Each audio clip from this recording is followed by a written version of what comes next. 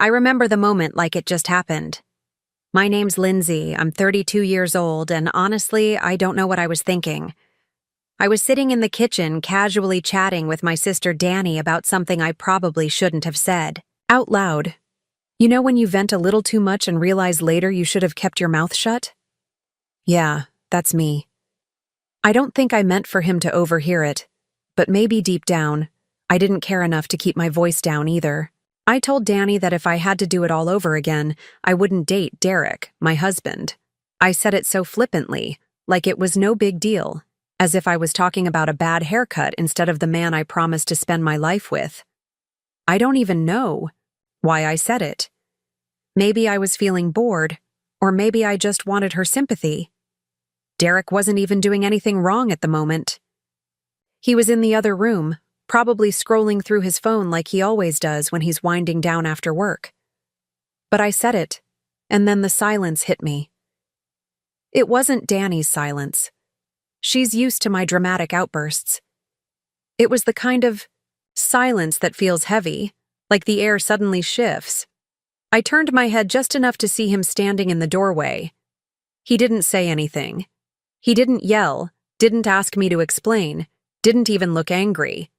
He just looked at me for a second, his face blank, and then walked out of the room. The sound of the front door closing behind him made me feel sick. I wasn't expecting that. Honestly, I thought he'd argue, or at least get mad. But leaving? That wasn't his style. Derek's always been the calm one, the patient one, the one who balances out my, let's just call it, energy. I didn't think he'd actually leave, though. I mean, it wasn't like I said I hated him or that I was gonna leave him. It was just venting, right? Isn't that what people do with their sisters? You say things you don't mean because they get it. They're supposed to. Danny didn't even know what to say. She just looked at me with this wide-eyed expression like she couldn't believe I'd said it either. But instead of admitting I messed up, I doubled down. I laughed it off, said, "He'll be fine. He's just being dramatic." I don't know why I said that. Maybe because if I admitted I was wrong, I'd have to deal with the guilt, and I didn't feel like doing that in the moment. Hours went by, and he didn't come back. I called him once, and when he didn't answer, I texted him, "You okay?" No response. Fine, I thought. If he wanted to pout, that was on him. I wasn't about to beg him to come back over something that wasn't, even that serious. But as the night went on, I started to feel this weird mix of anger and panic. Like, how dare he leave me sitting there? But also, where the hell was he? Was he trying to teach me a lesson, or what? I stayed up until midnight, scrolling through TikTok and pretending I wasn't waiting for him to walk back through the door. He didn't. By the time I finally went to bed, I was more annoyed than anything else. I told myself he'd come back when he was ready, and that I wasn't going to lose sleep over it. Spoiler, I totally did. The next morning, his side of the bed was still empty. His toothbrush was still in the bathroom. His shoes still by the door, so it's not like he packed up and left for good. But I couldn't shake this uneasy feeling. I texted him again. "Where are you? Can we talk?" Still nothing. At this point, I started to worry. Not because I felt bad, but because I didn't like being ignored. I'm not the kind of person who deals well with a silent treatment. If there's a problem, I need to talk about it, hash it out, and move on. But Derek? He's more of a let-it-simmer kind of guy, and it drives me crazy. I told Danny about it, and she said, "Maybe you should apologize." Apologize? For what? For being honest? For saying what I was feeling in the moment? I didn't see why I should have. To grovel just because he happened to overhear a private conversation. He shouldn't have been eavesdropping, I said, trying to justify it to myself more than to her. But even as the words came out, they felt hollow. By the end of the day, I was starting to get really irritated. Like, who does he think he is, making me stress out like this? If he had a problem with what I said, he could have stayed and talked to me about it like an adult. Instead, he ran off, leaving me to feel like the bad guy. Okay, maybe I am the bad guy. But still, it's not like I said anything that wasn't true. Sometimes I do wonder if I'd be happier if we'd never gotten together. That's not the same as saying I don't love him, right? But as much as I tried to convince myself I was in the right, a small part of me started to wonder if this time I'd pushed him too far. Derek's always been the kind of guy who lets me take the lead, who goes along with whatever I want, even when I know he doesn't always agree. I guess I'd started to take that for granted. I always assumed he'd be there no matter what. But now, for the first time, I wasn't so sure. The hours kept ticking by and still, no word from him. I tried calling his mom, but she hadn't heard from him either. That's when I started to feel really uneasy. What if he wasn't just mad? What if something had happened to him? But then again, Derek's not the type to get reckless or do something stupid. If anything, he's the most predictable person I know. That's part of what makes him so frustrating sometimes. By the time it got dark, I was spiraling. I didn't know if I should be mad, worried, or just over it. I wanted to text him again, but I didn't want to seem desperate. So instead, I sat there staring at my phone, waiting for it to light up with a message that never came. The next day came and went, and Derek was still gone. I told myself to stay calm, but every time I heard a car outside, my heart jumped. I kept checking my phone, refreshing my texts like an idiot as if I'd missed his reply somehow. Nothing, not a single word.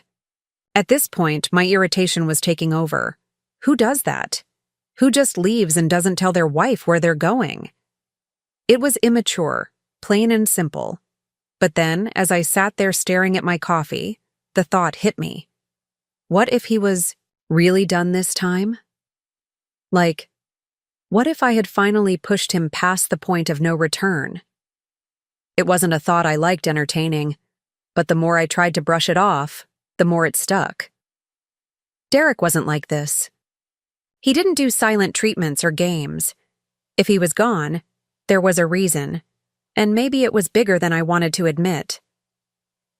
Around noon, Danny called to check on me. "Have you heard from him yet?" she asked, her voice softer than usual, like she was trying not to spook me. "No," I snapped. "And honestly, it's ridiculous. He's the one making this a big deal, not me." "Linz," she said carefully, "you kind of made it a big deal first. I wanted to hang up on her. You're supposed to be on my side," I said instead. But even as I said it, I felt a sting of guilt. She wasn't wrong, not entirely. Maybe I had made it a big deal, but it wasn't like I'd planned to hurt him. It was just, I didn't think he'd take it that hard. It's not like I told him I was leaving, or that I didn't love him. People vent all the time. He was just being too sensitive. By the time evening rolled around, I'd convinced myself I needed to stop waiting. If he wasn't going to come back on his own, I'd go find him. I called his mom again, but she still hadn't heard from him. I tried a couple of his friends too, but either they were covering for him or they really didn't know. One of them, Mark, sounded genuinely surprised when I asked if Derek had been in touch. "Everything okay with you two?" he asked, and I had to bite back the urge to snap at him. "Yeah, fine," I said quickly, "just checking." After that, I drove around for an hour, not really knowing where to go. Derek wasn't the type to hang out at bars or crash on a friend's couch without saying anything. He was steady, predictable. So where the hell was he? When I got home, there was still no sign of him. His toothbrush, his shoes, they were like ghosts, reminding me he should have been there.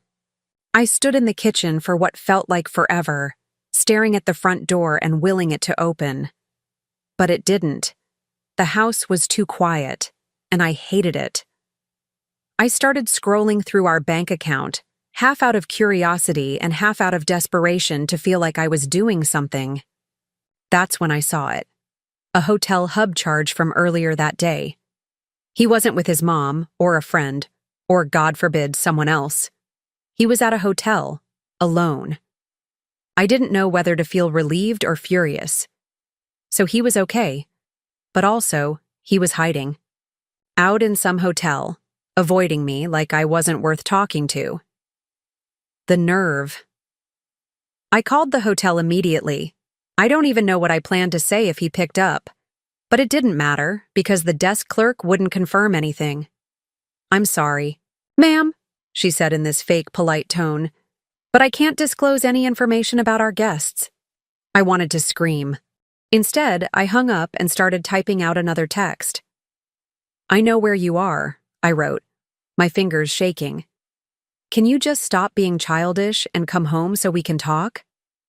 I stared at the message for a few minutes before deleting it. If he wanted to act like a coward, let him. I wasn't about to beg. Still, the knot in my stomach wasn't going away. I hated this feeling, like I was out of control, like he had the upper hand. Derek was supposed to be the one who chased me, who forgave me, who let me vent and then moved on. That's how it always worked. So why wasn't it working now? The next morning, I woke up to an empty house again. It was starting to get to me. The silence, the not knowing. I tried to focus on work, but every email felt like a distraction from the real problem. My husband was gone, and I had no idea what to do about it. I kept telling myself it wasn't that serious, that he just needed space, but the longer he stayed away, the harder it was to believe that. By mid-afternoon, I couldn't take it anymore. I drove to the hotel, not caring how desperate it made me look. If he wasn't going to come to me, I'd go to him. When I got there, the clerk gave me the same spiel about privacy, and I had to fight the urge to cause a scene. "He's my husband." I snapped, but she just smiled that fake customer service smile and said, "I'm sorry, ma'am." Defeated, I walked back to my car. As I sat there staring at the steering wheel, I started to feel something I hadn't let myself feel in years. Fear. What if he wasn't coming back? What if I'd really pushed him too far this time? And what if, deep down, I knew it wasn't just about what I'd said to Danny? This wasn't the first time I'd let my mouth get ahead of me, and it wasn't the first time I'd put my own feelings ahead of his. Maybe this time, he'd had enough. Still, as much as I hated to admit it, I wasn't ready to apologize. Not yet. I needed to see him first to make sure he was okay, to figure out how to spin this in my favor. Because if there's one thing I've always been good at, it's talking my way out of a mess. And this was just another mess. Right? I didn't have to wait much longer to see Derek after my failed attempt at the hotel. Late that same evening, the front door finally opened, and there he was. He didn't slam the door or throw his keys down like I might have done in his place. He walked in calmly, almost too calmly, and I couldn't read his expression. That blank look on his face unnerved me. I was ready for a fight or at least some dramatic response. But this was worse. He set his bag down by the couch and stood there for a moment, looking at me like he was trying to decide what to say. For a second, I thought he might just walk upstairs without a word. But instead, he spoke. "We need to talk," he said. His voice, steady, almost cold. "Yeah, no kidding," I snapped back, folding my arms across my chest.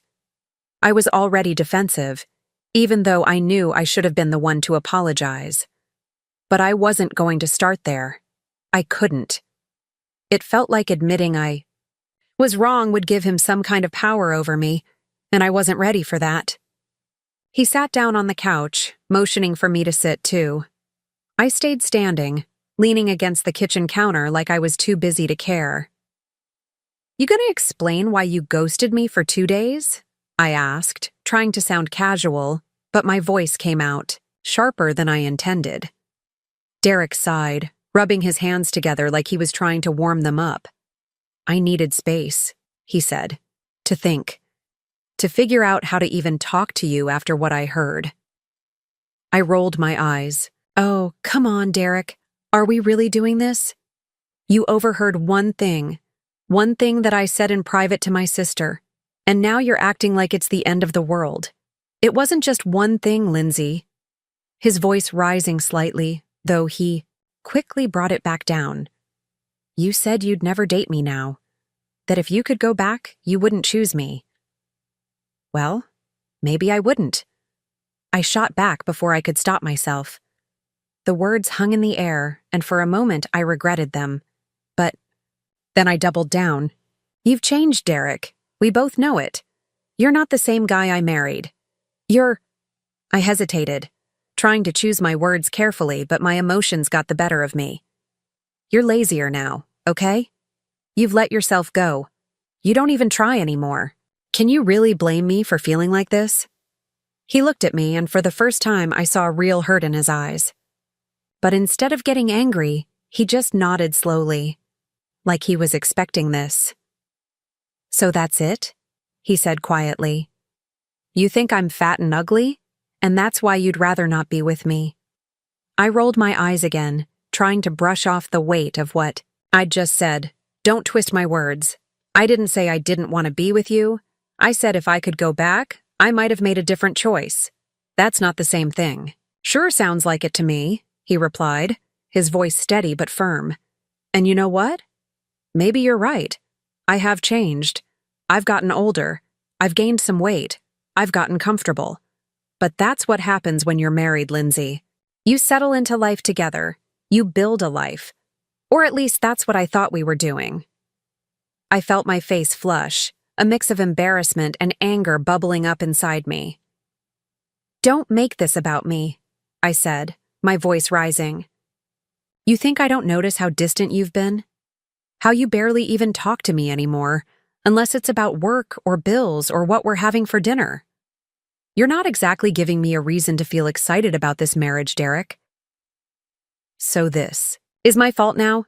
He asked, his tone calm but incredulous. I'm the reason you're unhappy? The reason you don't respect me enough to keep a conversation like that between you and your sister out of earshot? I threw up my hands in frustration. You're twisting everything.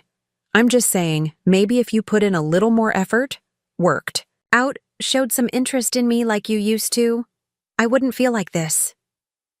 He stared at me for a long moment. And then he did something I didn't expect. He stood up slowly and looked me straight in the eye. You know what, Lindsay? I think this says more about you than it does about me. What's that supposed to mean? I snapped, feeling a sudden surge of panic. He wasn't yelling. He wasn't fighting back the way I'd expected. He was calm, and somehow that made me feel even smaller. It means, he said, his voice steady, that you don't see what you have. You've got someone who's been here for you, through all of your impulsive decisions, your habits, your ups and downs, someone who's never judged you for any of it. And instead of appreciating that, you look for reasons to tear me down. I opened my mouth to respond, but he wasn't done. I know I'm not perfect. I know I've changed. But so have you, Lindsay, and not in a way that makes this marriage easier. You've turned into someone who doesn't take accountability, who lashes out instead of having a real conversation, and who would rather blame me than look in the mirror. His words hit me like a slap. But instead of admitting he might be right, I lashed out again. Oh, so now you're perfect? The saint who's been holding this marriage together while I'm the problem. He shook his head, picking up his bag again. No, I'm not perfect. But at least I'm trying to be better, Lindsay. I'm done standing here and letting you make me feel like I'm not enough. If you can't see the value in me anymore, maybe we need to take a step back. I froze. What are you saying? I'm saying I need more than this, he said, gesturing between us. And if you're not willing to work on it, then maybe I shouldn't be here anymore. He didn't yell. He didn't slam the door on his way out. He just walked out, leaving me standing there, stunned and more confused than ever. Over the next few weeks, reality hit me hard. Derek didn't come back, not even for his mail. Every time I walked into the house, the emptiness felt heavier. It wasn't just that he was gone physically. It was the silence, the absence of his presence that cut the deepest. I started reaching out to him more, trying to test the waters. The responses I got were polite, but distant. Hope you're doing okay? I'll come by this weekend to grab my things. That was it. No warmth, no opening for conversation. He wasn't cruel, but it was clear that he was done being vulnerable with me. The weekend came and I dreaded seeing him. When he walked through the door, he looked different. His shoulders seemed broader, his posture straighter. He'd trimmed his beard, and it actually looked good. Clean, purposeful. He even smelled different, like he'd started using cologne. I hated to admit it, but he looked better than I'd seen him in years. "Hey," I said awkwardly, standing by the kitchen counter as he came in. "Hey," he replied, giving me a small nod but nothing more. He didn't ask how I was doing, didn't try to make small talk. Instead, he went straight to the bedroom and started packing his things into boxes. I followed him, unsure of what to say but desperate to break the silence. "Derek, can we talk?" I asked, my voice softer than usual. He didn't stop packing. "About what?" I hesitated. "About us." He paused, looking at me with an expression I couldn't quite read. "What about us, Lindsay? You made it pretty clear how you feel." "I didn't mean it like that," I said quickly, stepping closer. "I was upset. I wasn't thinking." He shook his head and went back to packing. "No, Lindsay, you were thinking. You just didn't think I'd hear it." The lump in my throat grew. "I didn't mean to hurt you." "But you did," he said firmly, finally looking at me. "And it's not just about that one conversation. It's everything. The way you talk to me, the way you treat me. It's like I'm never good enough for you." I felt tears sting my eyes, but I forced myself to stay composed. I was wrong. I know I was. But we can fix this. We've been through worse, right? He let out a small, bitter laugh. "Have we?" "Because I don't think we've ever been through this, Lindsay. I don't think I've ever felt this disrespected, this unwanted. And the worst part? I stayed. I kept trying. Even when you made it clear you didn't appreciate me. That's on me. I let it get this far." His words hit like a punch to the gut. I wanted to argue, to tell him he was wrong, but I couldn't. Deep down, I knew he wasn't. "So what? That's it? You're giving up on us?" My voice cracked, and I hated how desperate I sounded.